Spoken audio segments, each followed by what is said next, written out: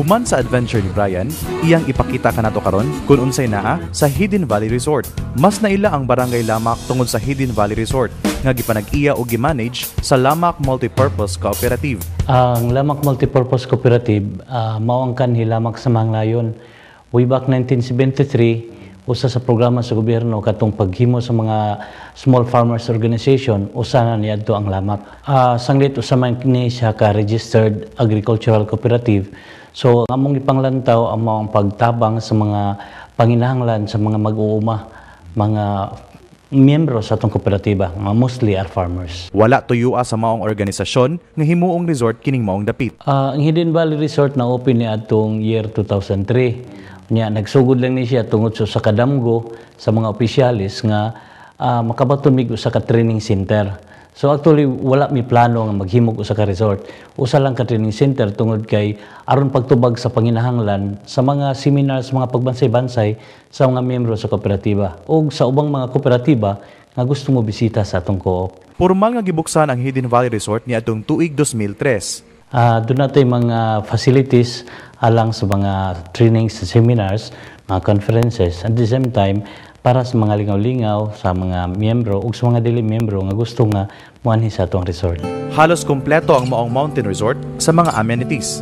Aduna sila kapin 40 ka mga air-conditioned rooms nga maka-accommodate gayud og ubay-ubay nga mga bisita. Kung nangita amog venue sa inyong social events, sama sa kasal, birthdays, meetings, seminars, conference, o spiritual retreat, mudawat usab niini ang Hidden Valley Resort. Aduna sila standard swimming pools, ug pool alang sa mga bata. Lagoon, diin pwede kang mamasulog isda. Orchidarium, kiosk, clubhouse, ug sports center. Lamian usab kayo ang ilang mga pagkaon. Pwede usab kang mulili sa ilang mga produkto nga gigama sa mga miyembro sa LMPC, din ang ilang buhatan anaara sa kilid sa entrance sa maong resort. Makita nimo dinhi ang paghimo og paper mache, sabon ug uban pa. Ang barangay Lamak mao ang usa sa mga labing karaang sibilisasyon dinhi sa pinamungahan og saksi niini ang gitawag og Dakong Balay o ang El Refugio nga natukod niadtong tuig 1916. Pinaagi sa founder sa Sagrada Familia nga si Justo Iglesia ug sa iyang asawa nga si Narcisa Palapar de Gracia nga mao ang founder usab sa Lamak Multipurpose Cooperative. Giingong gatos kapina ang maong balay. Makita nimo sa sulod ang mga nagkadaiyang memorabilia sa Sagrada Familia. Naa namang gyud si Brian sa bukid, iya usab gisuroy ang usa sa mga dakong tubod dinhi sa pinamungahan. Refreshing. Ang Anupog Spring sa barangay Anupog. Atol sa iyang pagsuroy, adunay daghang nangaligo. Kay abunda man sa tubig ang maong dapit, adunay gihimong fish pond ang ubang mulupyo dinhi. Laing layong barangay ang giadto ni Brian aron makita ang usa ka talagsaong talan-awon.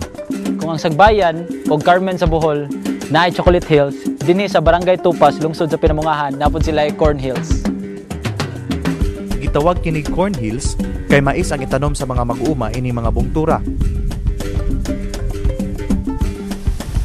So now karon sa usa ka peak, usa ka hill dinhi sa Corn Hill. Taas pod.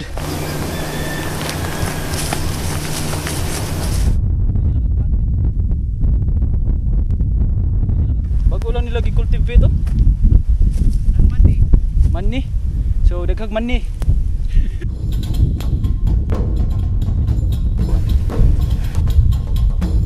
Grabe ka dindot.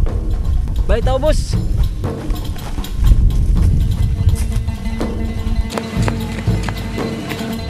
Padong na si Brian sa lungsod, apan iya usab gihapit ang ikaduhang labing dako nga tubod sa pinamungahan, ang Ulbuhan Spring.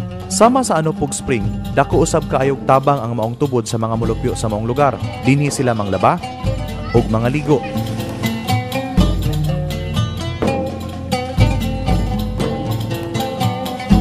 Makalayat ka dire? Mulayat siya. Sige daw.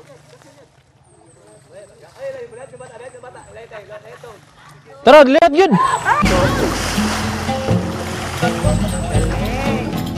Gani ang mga mag-uuma, anhi usab pakaliguon ang ilang mga kabaw.